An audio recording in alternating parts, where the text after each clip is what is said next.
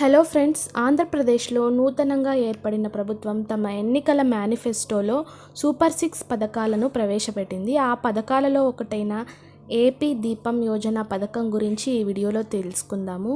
అలాగే ఈ పథకానికి అర్హులు ఎవరు, ఎలాంటి వాళ్ళు అర్హులు, ఈ పథకం మనం పొందాలంటే ఎలాంటి డాక్యుమెంట్స్ మన దగ్గర ఉండాలో ఈ వీడియోలో తెలుసుకుందాము.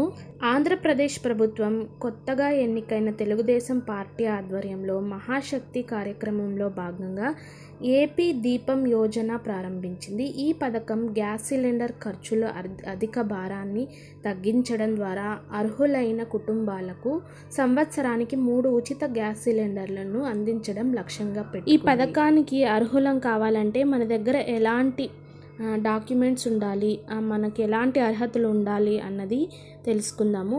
ఈ పథకం మనం పొందాలంటే మనం ముఖ్యంగా ఆంధ్రప్రదేశ్ వాసులమై ఉండాలి.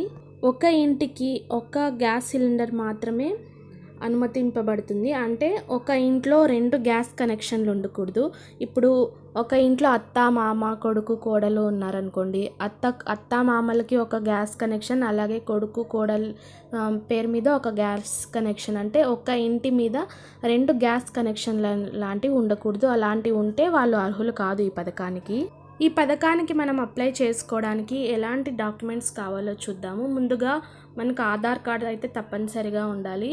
అలాగే అడ్రస్ ప్రూఫ్ ఉండాలి. అడ్రస్ ప్రూఫ్ అంటే కరెంట్ బిల్ కానీ లేదా ఇంటి పన్ను కడతాం కదా, సో అది కానీ ఉండాలి. ఇంకా రేషన్ కార్డు ఉండాలి. ఎల్పిజి గ్యాస్ కనెక్షన్ పేపర్స్ ఉండాలి మన దగ్గర. ఆధార్ లింక్ మొబైల్ నెంబర్ ఖచ్చితంగా ఉండాలి.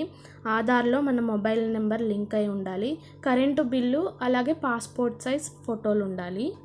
ప్రస్తుతానికి ఆంధ్రప్రదేశ్ ప్రభుత్వం ఈ పథకానికి సంబంధించి ఎలాంటి ఆన్లైన్ పోర్టల్ లేదా అప్లికేషన్ అయితే ఇంకా విడుదల చేయలేదండి. తొందరలోనే విడుదల చేస్తారు. ఈ పథకానికి అప్లికేషన్ పెట్టే లోపలే మనం ఈ డాక్యుమెంట్స్ అన్నీ రెడీగా చేసి పెట్టుకుంటే ఇది విడుదలైన వెంటనే మనం అప్లై చేసుకోవచ్చు.